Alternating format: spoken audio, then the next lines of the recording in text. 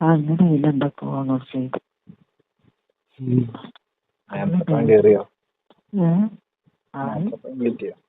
കേട്ടി നല്ല ഇടങ്ങേറന്നെ കഴിഞ്ഞു. ഏതിന് വ്യക്തങ്ങളൊക്കെ ഉണ്ടായിന്.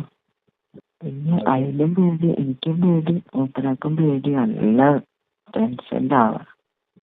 പിന്നെ ഓളിങ്ങനെ വിളിച്ചോണ്ടിരിക്കുന്നുണ്ട് എന്താന്നൊക്കെ ചോദിച്ചിട്ട്. പിന്നെ കഴിഞ്ഞ് ഒരു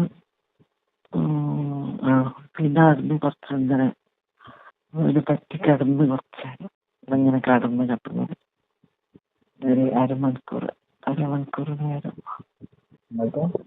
എന്നിട്ട് പിന്നെ അത് കഴിഞ്ഞ് പിന്നെ ചോറും ഭക്ഷണം വെച്ച്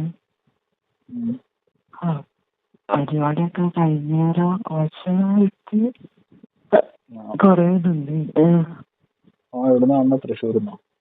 അല്ലല്ല അവിടെ എന്തേനോ പരപ്പനങ്ങാടിയോ മമ്പുറം എന്ന് പറഞ്ഞ സ്ഥലത്ത്. പരപ്പനങ്ങാടി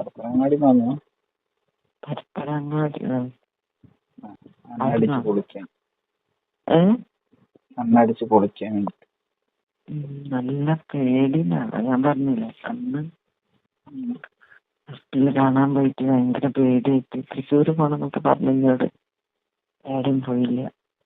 പിന്നെ 11 അന്ന് 1:30-2 മണിയായപ്പോ പോകാമെന്ന് പറഞ്ഞു. വീട്ടിലേക്ക് വരത്തണം എന്നൊക്കെ പറഞ്ഞ്. പിന്നെ വന്ന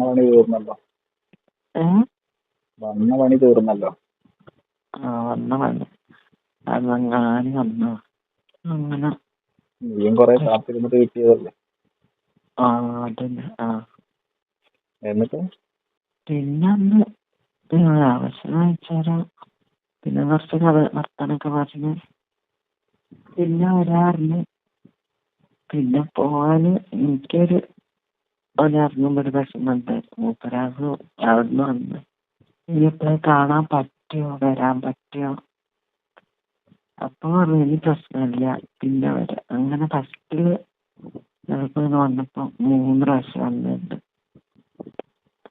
ഓരോ മാസത്തിന് 6 മാസത്തെ ലീവ് ഉണ്ടായില്ലോ.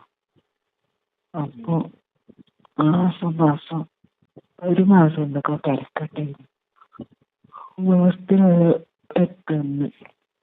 കഴിഞ്ഞപ്പോ 2 പ്രാവശ്യം ഫുഡ് വാങ്ങി വന്ന്. ബിരിയാണി വാങ്ങി വന്ന്, ബിരിയാണി പെപ്സിയൊക്കെ വാങ്ങി അന്ന് ഞാൻ ഒന്നും ഉണ്ടാക്കിയില്ല.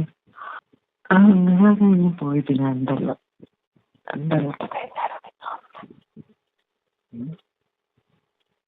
കഴിഞ്ഞേരം പിന്നത്തെ വരവിന് 2 പ്രാവശ്യം വന്ന. വീട് പണി എന്തോ ഉണ്ടായിട്ട് അല്ല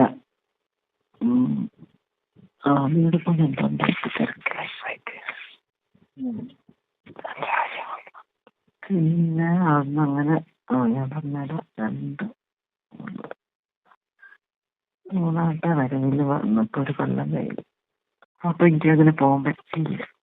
1-2 പ്രാവശ്യം അതും വന്നു. എല്ലാം കൂടെ 5 പ്രാവശ്യം 6 പ്രാവശ്യം വന്നുണ്ട്.